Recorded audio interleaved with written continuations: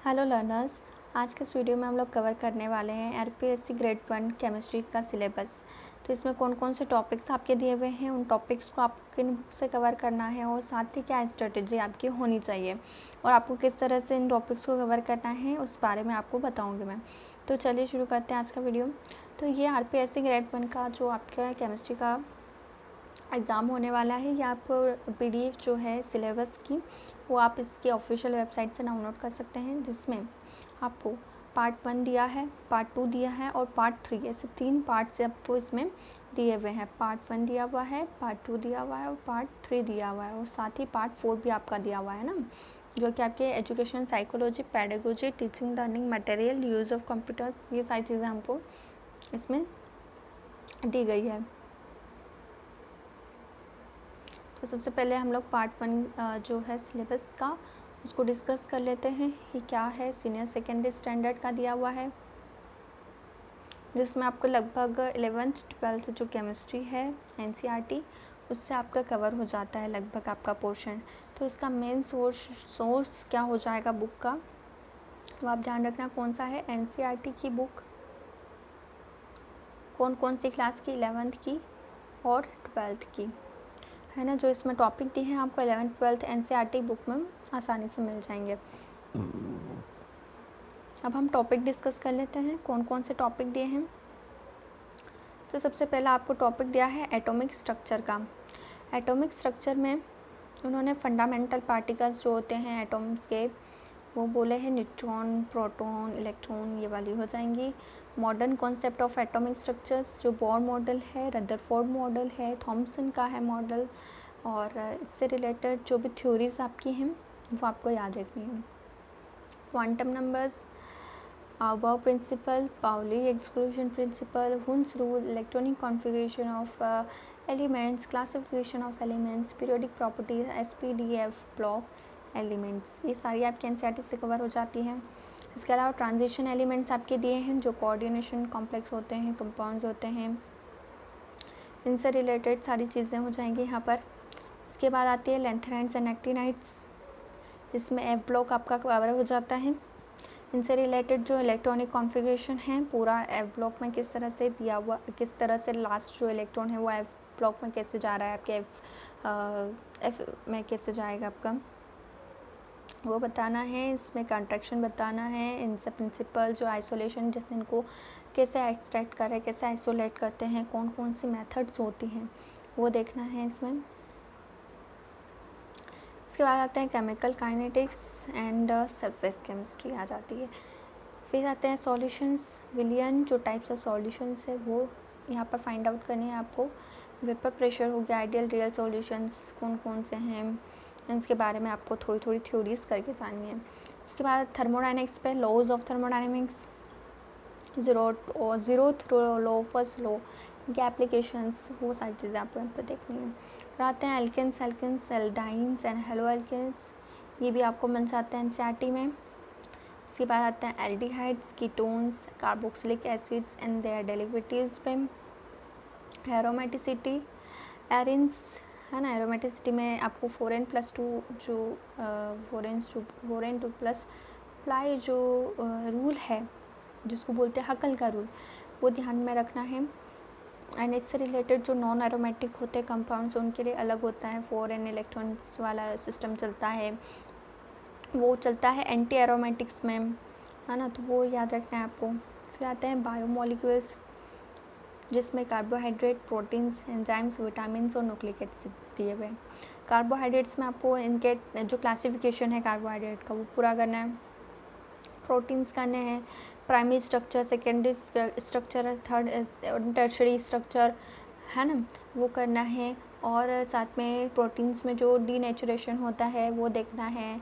Enzymes क्या क्या काम करते हैं, विटामिन्स की कमी से कौन कौन से रोग हो रहे हैं, वो सारी चीज़। और न्यूक्लिक एसिड में आपको डीएनए, आरएनए, है ना, इसमें कौन कौन से thymine, adenine, guanine, thymine, cytosine, DNA में क्या होता है, आरएनए में क्या होता है, इनकी स्ट्रक्चर क्या होती है, कैसे बनाया जाता है, वो सारी चीज़ें आपको याद रखनी है इसमें।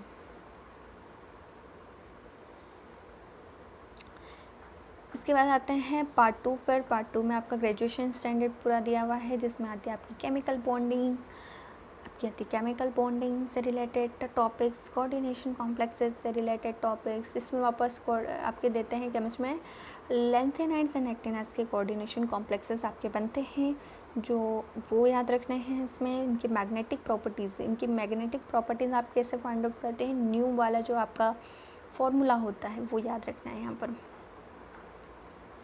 इसके बाद आता है chemical dynamics, zero first order reaction, collision, transition theories, जो केमिकल काइनेटिक्स से रिलेटेड थ्योरीज हैं दो, वो याद रखनी है। फिर आती है इलेक्ट्रोकेमिस्ट्री पर। इलेक्ट्रोकेमिस्ट्री में electrochemical cells, galvanic cells, theory of strong electrolyte, weak electrolytes की थ्योरी। फिर नॉन्स इक्वेशन की वीक इलेक्ट्रोलाइट्स का आप कैसे निकालोगे, नॉन्स इक्वेशन के थ्रू निकालते हैं वो।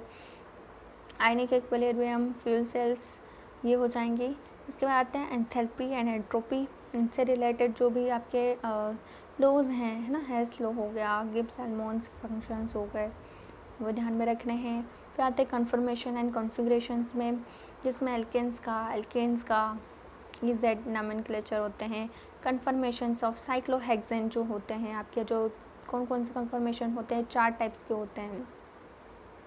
कितने टाइप्स के होते हैं, 4 टाइप्स के होते हैं। कौन कौन से हो गए, वो होते हैं आपके चेयर फॉर्म, एक तो हो जाता है। फिर एक होता है आपका ट्विस्ट बोट फॉर्म, और एक होता है आपका हाफ बोट में, इस तरह से हाफ बोट में होता है। ओके, इस तरह से होता है। एंड होता है आपका बोट कन्फर्मेशन। तो कौन से स्ट्रक्चर कौन से कन्फर्मेशन में स्टेबल रह रही है, किसकी एनर्जी कितनी होती है, कौन से फॉर्म में स्टेबल रहते हैं, है ना, ये सारी चीज़ें आपको यहाँ पर ध्यान में रखनी है। ये जेड नॉमेनक्लेचर आपको याद में रखना है, कैसे हम निकालते हैं। डबल बॉन्ड के साइड में हम फर्स्ट और सेकंड इस तरह से नेमिंग करते हैं, किस तरह से करते हैं, ये सारी चीज़ें आपको याद रखना है। ये वाली एल्किन आपकी जेड एल्किन कहलाती है कि ये एल्किन कहलाती है, ये याद रखना है। ओके, और बहुत ही ध्यान से पढ़ने वाली चीज़ें हैं ये सारी। इसके बाद आते हैं नेम रिएक्शंस पे। नेम रिएक्शंस में न्यूक्लियोफिलिक एडिशन है, एल्डोल है, केनिज़ारो है, बेंजोइन है, फॉर्मेस्की है, नोवेंचल है, बेरविलिगर, विटिंग है, मैनिश रिएक्शन आ जाती है। ये सारी आपको मिल जाएंगी, रिएक्शंस करनी है बस। फिर halo nitro amino arenes diazonium salts आते हैं, पॉलीमर्स एंड ड्रग्स आ जाते हैं आपके, जो antacid, anti histamine, analgesic, antipyretics, ये सारी आपको, ये भी एनसीईआरटी से आपकी कवर हो जाती हैं। इसके बाद पोस्ट ग्रेजुएशन स्टैंडर्ड है, इसको थोड़ा सा ध्यान से आपको स्टैंडर्ड बुक से भी थोड़ा सा कवर करके जाना पड़ेगा आपको, है ना। जो इनऑर्गेनिक केमिस्ट्री हो गई, ऑर्बिटल थ्योरी, इसके अलावा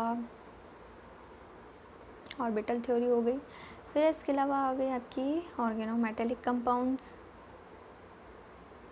super heavy elements, kinetics, catalyst, electrochemistry, thermodynamics, substitution and elimination reactions हो गए, और alpha beta unsaturated aldehyde ketones, pericyclic reactions, environmental pollution and spectroscopy, ये भी आपको एनसीईआरटी से मिल जाएगा, ये भी आपको एनसीईआरटी से मिल जाएगा।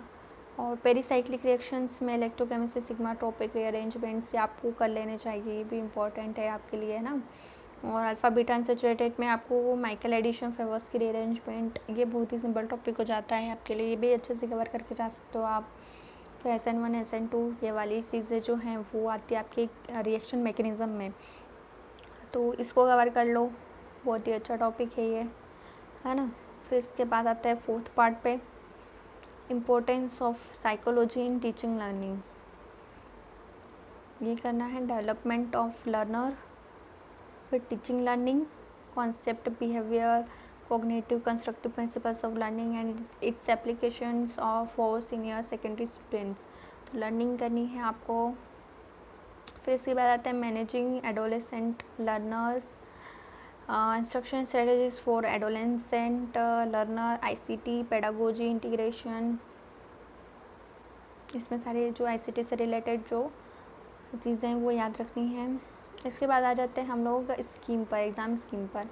तो एग्ज़ाम स्कीम आपकी किस तरह से दी हुई है, जो फर्स्ट पार्ट है उसमें से 55 आपके क्वेश्चंस पूछेंगे, जो कि होंगे 110 मार्क्स के। सेम आपके सेकंड पार्ट से जो क्वेश्चंस पूछेंगे वो भी 55 क्वेश्चन होंगे और 110 मार्क्स के होंगे। इसके बाद जो थर्ड पार्ट होगा आपका जो स्टैंडर्ड वाला, वो उसमें से 10 क्वेश्चंस आ रहे हैं आपके जो सिंपल टॉपिक्स मैंने आपको बताएं, वो कवर करके चले जाओ, आपको उतने में हो जाएगा, है ना। वो टोटल है 20 मार्क्स के। साथ ही एजुकेशन जो आपका साइकोलॉजी है उसमें 30 क्वेश्चंस आए 60 मार्क्स के। ओके, ये सारी 150 क्वेश्चंस आएंगे, 150 क्वेश्चंस 300 मार्क्स के आपके कंप्लीट हो जाते हैं। इसके बाद all the question in the paper share भी मल्टीपल चॉइस टाइप क्वेश्चंस, है ना। मल्टीपल चॉइस आएंगे, ऑब्जेक्टिव्स आएंगे, 4 आपके जैसे चॉइसेस दिए होते हैं वो आ जाएंगे, है ना। सेकेंड थिंग, इसमें नेगेटिव मार्किंग होगा, तो हाँ होगा इसमें नेगेटिव मार्किंग, जो कि बोला है 1/3 ऑफ द मार्क आपके, है ना। कोई भी रॉन्ग क्वेश्चन होता है उसके 1/3 आपके यहाँ पे मार्क्स कट जाएंगे। इसके बाद आता है duration of the paper share भी 3 आवर्स, तो 3 आवर्स का आपका पेपर हो जाएगा ये कंप्लीट। ओके, तो ये आपका पूरा हो गया सिलेबस आरपीएससी का।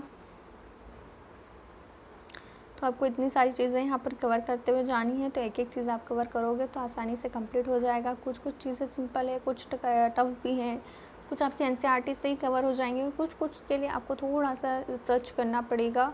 बट हाँ सिंपल है, थोड़ा इतना ज़्यादा कठिन आपका नहीं दिया हुआ है, बट आप कंप्लीट कर सकते हो उसको। तो आज का वीडियो हमारे यहीं पे ख़त्म होता है। So thanks for watching.